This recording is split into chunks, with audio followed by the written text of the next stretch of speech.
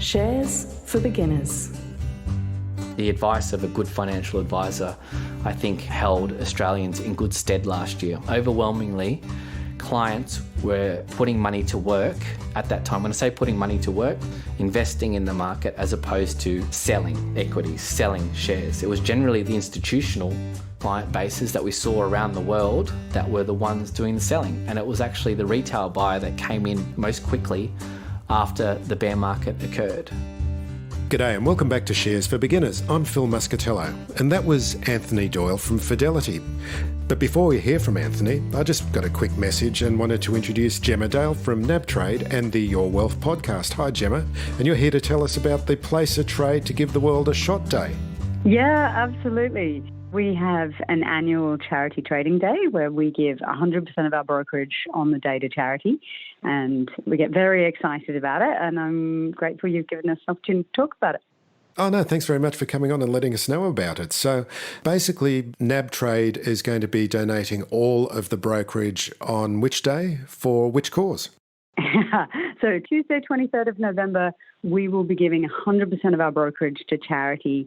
80% of it this year will go to UNICEF's Give the World a Shot campaign, which is providing COVID-19 vaccines to many, many people who can't otherwise access them. We know in first world countries we've been able to be vaccinated if we wish to, but there's plenty of people around the world who don't have a choice because they're already the world's biggest vaccine buyer, and they vaccinate something like half the world's underprivileged children. They've got an amazing infrastructure for this kind of thing, and they're rolling out COVID-19 vaccines with the help of people who are going to trade on the 23rd. So this charity day has been going for many years. How long's the charity day been going for, and what are some of the other causes you've supported in the past?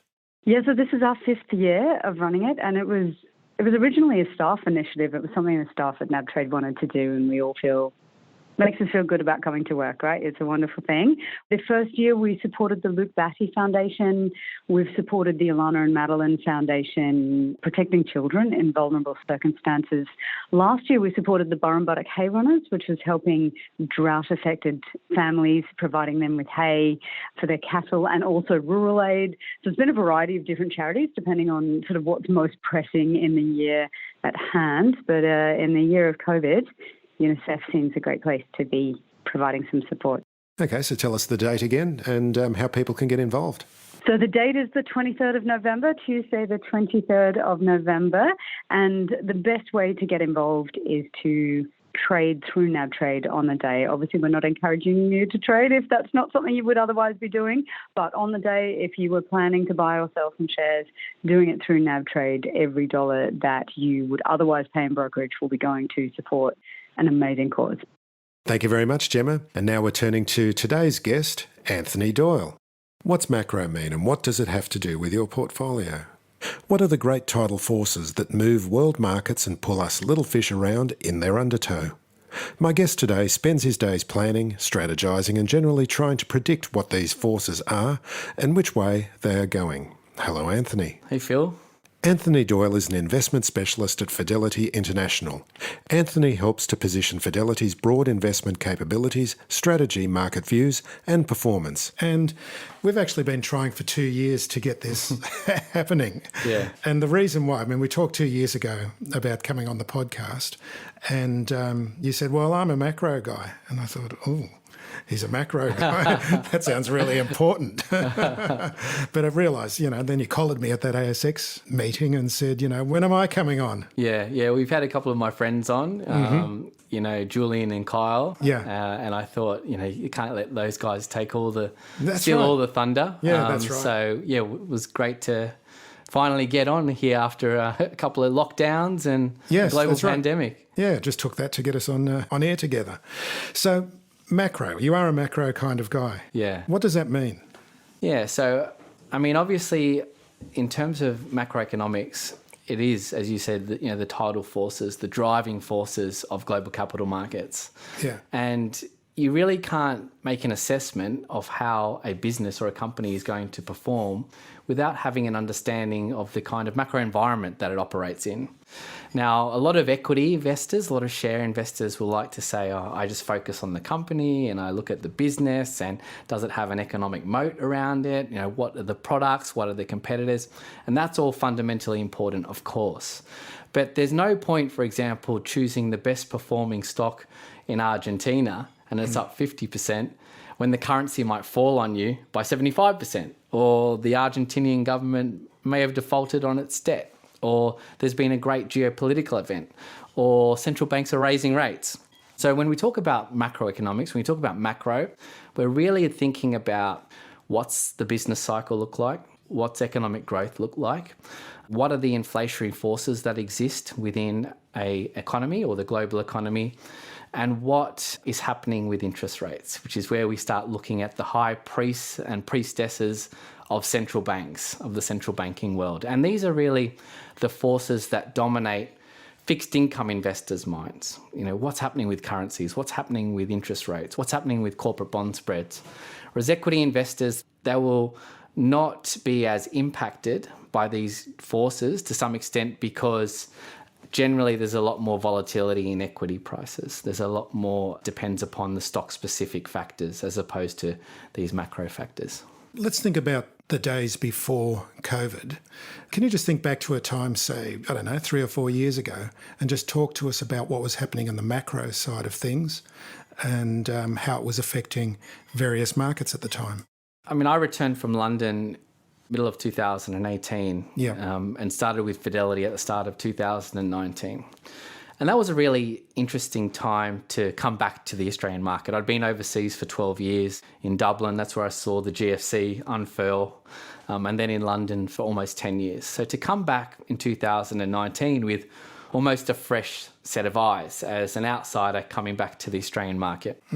And it was extremely interesting domestically in that the coalition government was fixated on a balanced budget despite a rapidly slowing economy, and house prices were even falling at that stage. So you sort of think from the government perspective, they should be stimulating the economy, not going the other way and withdrawing stimulus from the economy from that fiscal perspective. So that's, obviously a macro driver. So fiscal, that's one of those words, isn't it? Fiscal, yes. That's so what government does. Government spending, if you cast your mind back to economics 101, high school or uni, growth, economic growth is government spending plus consumption, what we spend money on, services, goods and services, plus investment, plus net exports, so exports minus imports. So if the government is spending, it's going to boost economic growth. If they're implementing austerity, it's going to cause economic growth to be less strong than it would otherwise be. Yeah.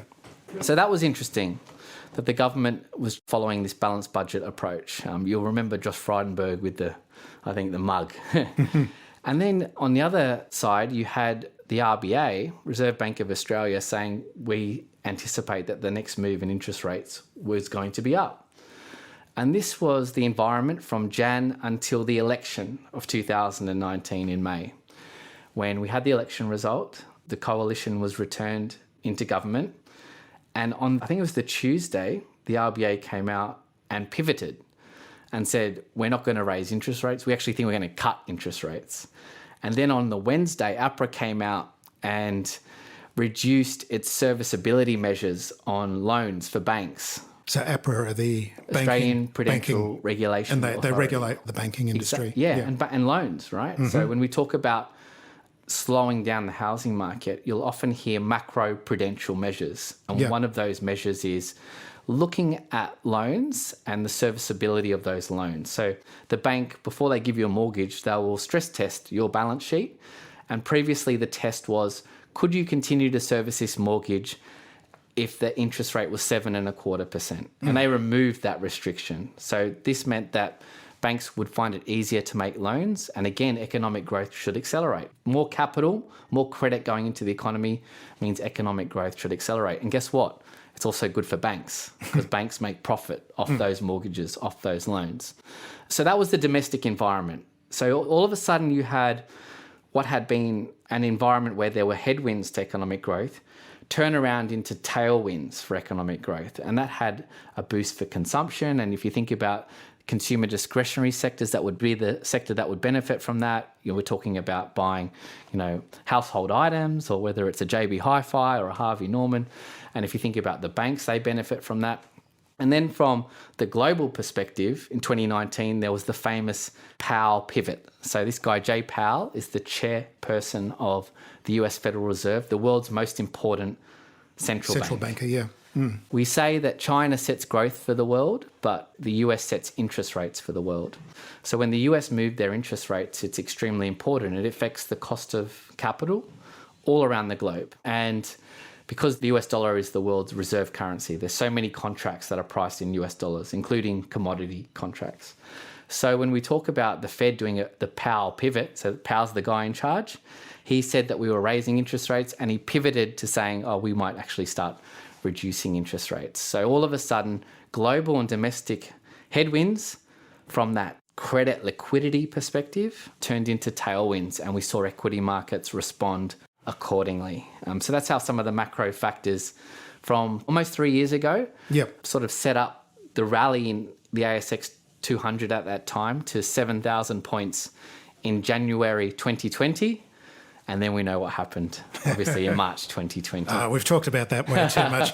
I want to look at other factors, except, we are in a bull market at the moment, aren't we? Sure, yeah. If you so this is what you would consider a bull market par excellence, really, wouldn't you? Yeah, definitely. I mean, the ASX 200 is up around 60% since the low of March 2020. For a bull market, it's not a science. There's no strict rule. A bear market traditionally has been a decline of 20% or more.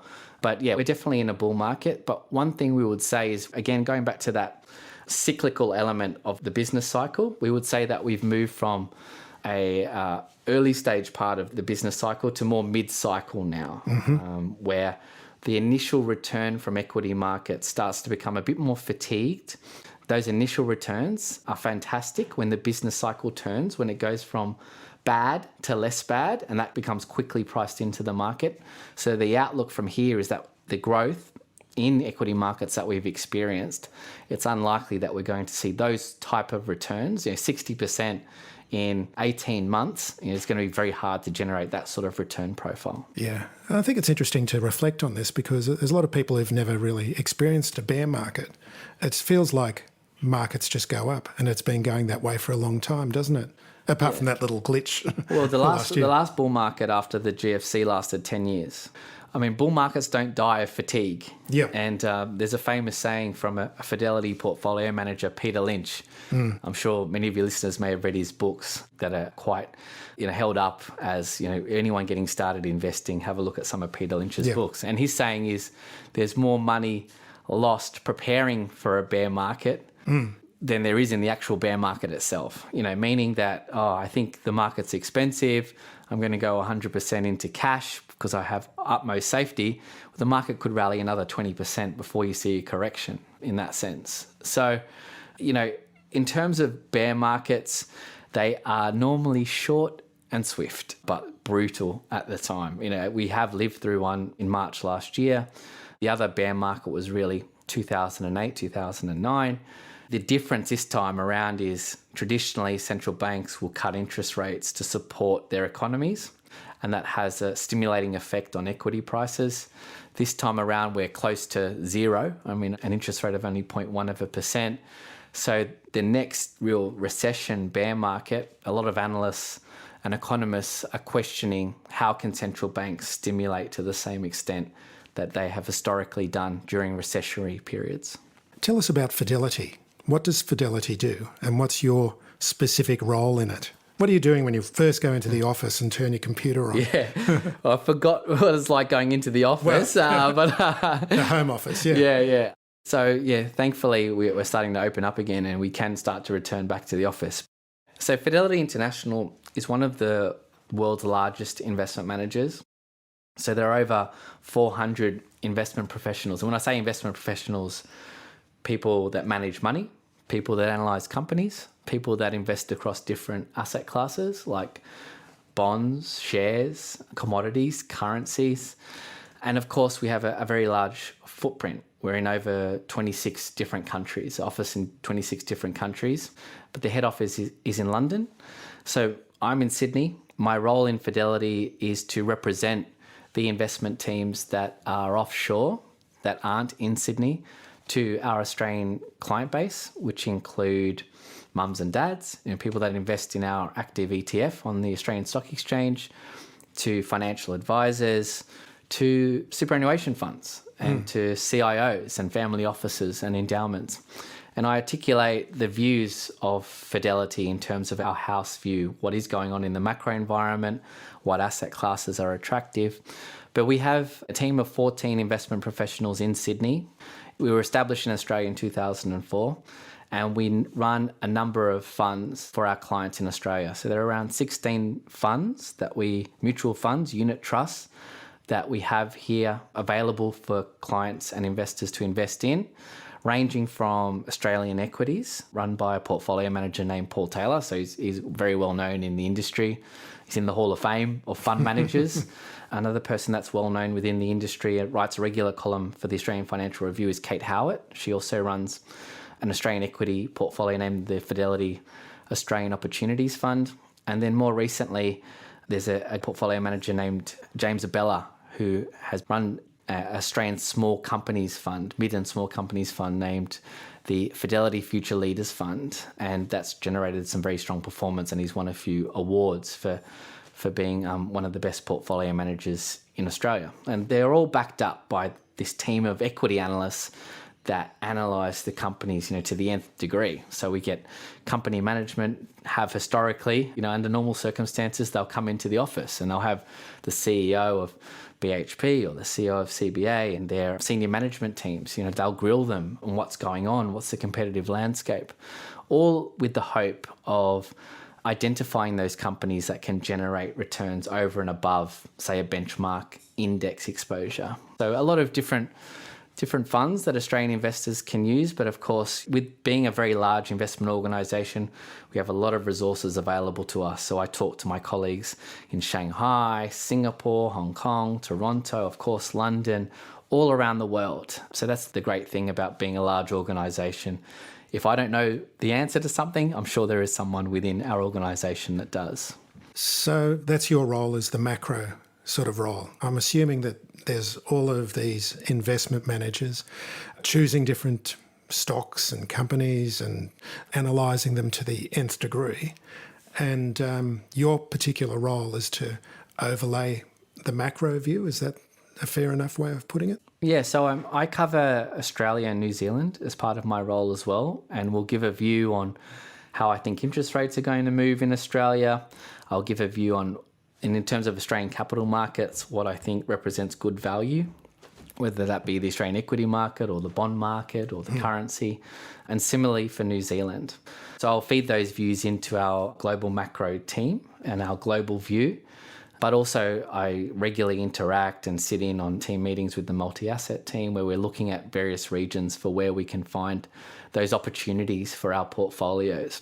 Whereas your portfolio managers, the people that you've had on in the past, someone like Kyle McIntyre from Firetrail or Julian McCormack at Platinum, for example, they'll be far more focused on the individual companies, which is what their roles are, for example, as equity analysts. They'll be far more focused on the domestic landscape. And, if a company has global, they'll think about some of the global markets as well. But as a macro, my background is I was trained as an economist. I worked at Macquarie Bank for 5 years as an economist, and that really lends itself a lot more to thinking about growth, inflation, interest rates.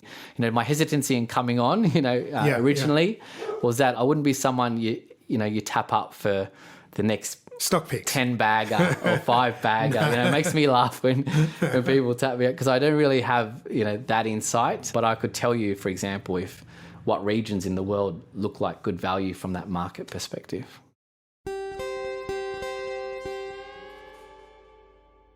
So getting back to the fact that we're in a bull market, how should investors be approaching purchasing equities at this stage? It's really interesting. So this is where the insights of behavioural finance and behavioural economics can help guide you on your investment journey.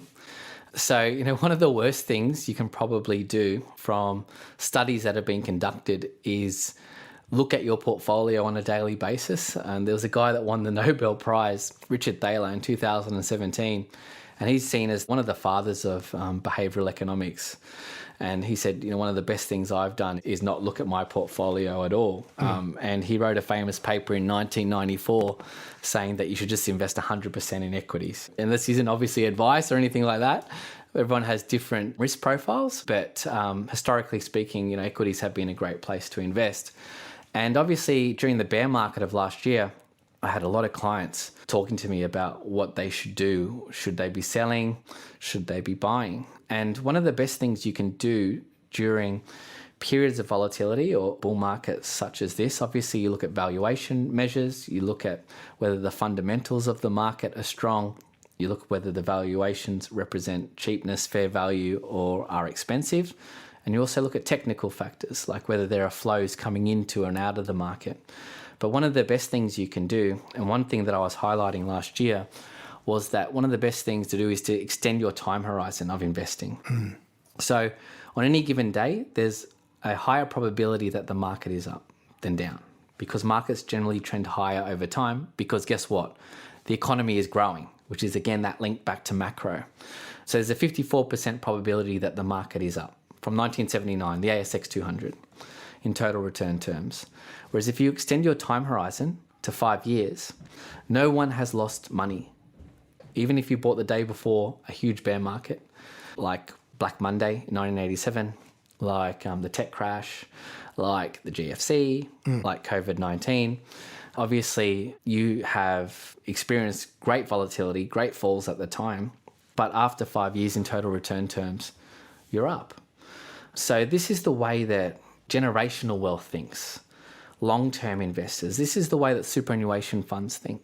This is the way that endowments think, family offices. And too often we get caught up in the noise. And the reason is, again, going back to those behavioral insights, we feel losses far more acutely than we feel windfall gains, which is why we're so hesitant to sell a company at a loss because of that loss aversion, which is why so many investors will hold on until they get back to their entry level, when you should really be assessing a company if you're looking to sell on the fundamentals then and there, as opposed to, any sort of price target that you might have in mind.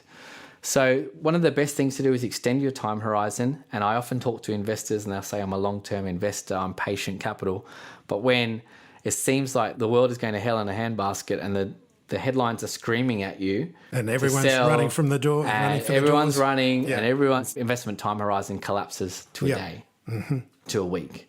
So having those goals in mind when you're investing, understanding your own time preference of money, understanding what liabilities you might have as well. Often we see that those that are forced to sell because of margin calls, these are sophisticated investors, leverage like hedge funds, they're forced sellers. Even if you see some of the crazy price action on individual stocks, it might be short covering. They've been short and they've had to buy back the stock. Which has the effect of increasing the price. Exactly. This explosively. Is Tesla, one of the most shorted stocks, obviously, and you've seen the price action there too. This is, just noise, really. It is fundamentally noise. And again, when you think about the evolution of humans from the African savannas, we're hardwired to fear things. Is that a stick over there or a snake? And this is why when you open a paper, it's not good news you're reading, right? It's always, but that's what's going to attract your attention. That's what's going to get your eyeballs. And in this world of social media and amplification of messages, it's something that you have to be really acutely aware of. And, to tell you the truth, the advice of a good financial advisor, I think, held Australians in good stead last year. Overwhelmingly, clients were putting money to work at that time. When I say putting money to work, investing in the market as opposed to selling equities, selling shares. It was generally the institutional client bases that we saw around the world that were the ones doing the selling. And it was actually the retail buyer that came in most quickly after the bear market occurred. So that's something to consider as well. So I would say that an important lesson is that being liquid, what we call having a large cash buffer in place, when you can deploy, when markets do have those sell-offs, is another good way. Tilting into risk is another good way to generate long-term returns as well. It's interesting that you say that retail investors were the ones that were holding their heads high and institutional investors were the ones selling, because Gemma Doyle, who was on a few months ago now, was mentioning, because she's got a lot of data about what people are buying, and there were younger retail investors buying banks, buying BHP, just buying Wesfarmers and those regular stocks. And it seems to be a real turnaround that they're keeping their heads as opposed to the institutional investors. Well, again, remember when I spoke about the time preference of money? Yeah.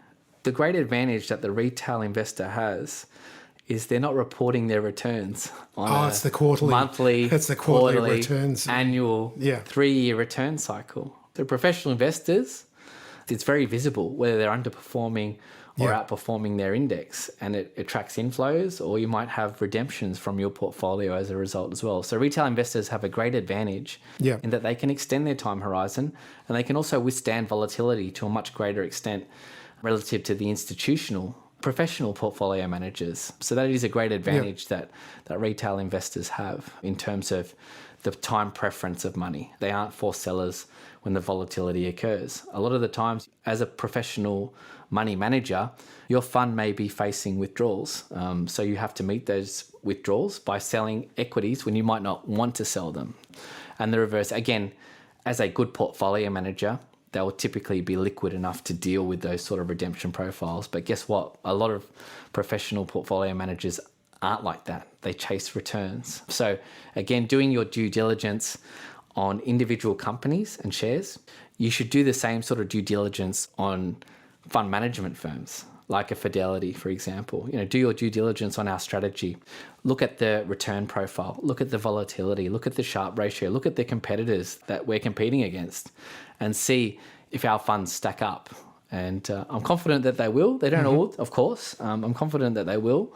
But definitely do your due diligence when you're looking at an active ETF or a unit trust as well. So you don't have a short-term incentive in place, or there's short-term imperatives at Fidelity? No, portfolio managers are remunerated on their performance against a benchmark. So all the funds have benchmarks. So the Australian Equity Fund will try and outperform the ASX 200 in total return terms. So there is a quantitative element in terms of the performance of the fund itself, and also a qualitative element as well in terms of teamwork and the contribution to Fidelity as a business and things like that. So you're looking at emerging markets as well. And what's a definition of an emerging market, and what are you seeing there for investors at the moment? So there's some confusion around that definition of an emerging market. So the international... Because is China an emerging market? It's not really. It's considered an emerging market, isn't it? So Singapore, South Korea. So Singapore. You go to these places, they're pretty developed, right? Malaysia as well. So you go to these places, they're pretty developed. The International Monetary Fund will tell you that there are around 137 emerging market nations or low-income nations, developing nations. Basically anything that's not a developed market. And they will classify an emerging market according to things like gross domestic income per capita and standards of living and things like that. So we're a very wealthy nation, Australia. We punch well above our weight in terms of our population relative to our economic growth. And I think our GDP per capita, or our gross national income per capita, is around $70,000 to $80,000 US. We're one of the world's wealthiest nations. Yeah. And our GDP, weren't we about 13th in the world, or? I think, something like that. Yeah, we're in the top 20. We're just on the cusp of the top 20, if not in the top 20. What a result, right, for a country of 25 million people. Whereas low-income nations might have a GDP of $1,000 per person or even less. Now, that's the IMF definition, the International Monetary Fund. The ratings providers, the index providers like MSCI, they classify emerging markets according to the depth of their capital markets and the liquidity of their capital markets and the development of their financial systems. So according to MSCI, who is the index provider of emerging markets, generally the broad vanilla index, MSCI Emerging Market Index, they'll tell you there's 27 nations because a lot of those countries are uninvestable. They just don't have the equity market, the depth, the liquidity. Yeah. So we're talking about countries that range across a number of continents. We're talking about Asia. So we're talking about China, Malaysia, Singapore, Vietnam. I'm sure you can think of other countries. Latin America. So we're talking about Brazil. We're talking about Mexico. We're talking about Peru. And of course, we're talking about Eastern Europe, the Middle East, and Africa. So places like Poland, places like South Africa, places like nations in the Middle East as well. So 27 nations, very large investment universe. In the index, I think there's around 13,000 companies. They're just the companies that are in the MSCI Emerging Market Index. There's more, obviously, outside of that. And of course, the majority of the world's population reside in these nations as well. So, Is India an emerging market? Yes, India is an emerging market. Yeah, so it is going to be. Yeah, so of Almost course, the majority so you're looking of the at world, yeah. China, India, Brazil. Indonesia, Brazil, Russia. Yeah. So yeah, you've got huge populations that are continuing to develop. And again, bringing it back to the macro, generally a stronger economic growth outcome will lead to higher standards of living for the individuals that reside in those nations. And of course, they're coming from a low base. But your listeners may be surprised that the majority of the world's growth today comes from the emerging markets. Really? Mm-hmm. Yeah. I suppose mature economies, they're mature. And they're they have not going to go anywhere, really. the biggest contributor to economic growth is a growing population. So the mature economies, the developed economies, they're at a higher base, but they also have deteriorating demographics in that a lot of people are older and they may be retired. So generally you have a smaller proportion of a nation's population that are actually in the workforce doing the hard yakka, whereas the other people are rightly enjoying their retirement. So a growing population is one of the reasons why Australia avoided a recession for 30 years. And while we're in one at the moment, is our international borders are shut. Because if you think about it, if you have a growing population, well, then you have, a child and they grow up, they leave the nest, hopefully, 24 and out the door or whatever the case may be. They find a partner, they establish a home, they buy a house, they fill the house full of stuff, they have kids, the kids need stuff. This is all economic growth. This is contributing to generating a stronger economic growth profile over time. So you combine that population growth with productivity growth, so the workforce is working more productively, and that's generally what you will get to stimulate economic growth and higher standards of living for the population. So if someone was interested in investing in emerging markets, what are some of the vehicles that are available? Well, speaking of Fidelity, so we have a unit trust, the Fidelity Global Emerging Markets Fund. So the unit trusts are that Global Emerging Markets Fund. We have a Fidelity India Fund. We have a Fidelity China Fund. We have a Fidelity Asia Fund. So you can look at broadly global emerging markets. The benefits are a more diverse, disparate investment universe that is available to our portfolio managers to invest in. And we have 45 analysts that specialise in emerging market companies. And importantly, we're on the ground. So we have an office in Shanghai, we have a large team in Mumbai. We're in with all these regions. So we're there, investing in Latin American companies, and we have a very large team working together in order to identify those opportunities for our portfolios and articulate that to our portfolio managers. So that's the unit trust side of things. If your listeners are familiar with unit trusts. They're not actually. We've never really talked about funds. Oh, really? Well, we talk about ETFs all the time because, they claim all the glory. Yes, of course. But before ETFs, people had unit trusts and managed funds. And LICs, of course. Oh, and LICs, of as course. well. So Yeah. these are not exchange-traded products. Yeah. So you will go... Well, LICs are. LICs are, yes. So unit trusts aren't. Yeah, correct. Yeah. So you have to buy these... through the firm, through the investment manager that owns the product. It's incredible now just to think that, a few short years ago, these were the only ways that you could really invest, Well, active And ETFs have been such a game changer. Yeah, And you're now seeing dual listed as well. So That's whatever right, your yeah. preference is. I'm sure there's someone... I think Julian's got a few of those, hasn't he? I know Magellan do, and we are doing it as well going forward. Sorry, it was Magellan. They're the ones that have... Magellan, been I pioneering think, that. have been in the forefront of it. Yeah, but correct, so I think that's the way the world is travelling, and we're certainly headed in that direction as well, depending on the preference of the investor, whether they want to get exposure say, to emerging markets via unit trust, so they come through Fidelity, or whether they buy on the Australian Stock Exchange, which is our active ETF. The ticker is FEMX. And the reason it's dual listed, essentially, the benefits of that is they're the same fund, they're the same portfolio manager, same team, that there will be slight differences in terms of cash flows.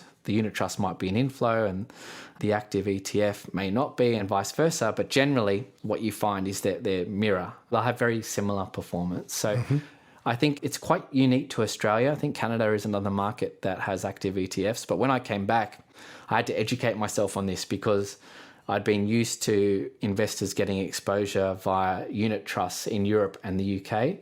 And I think it's just a fantastic way that democratizes the ability of investors to get access to these hard to access parts of the world for themselves.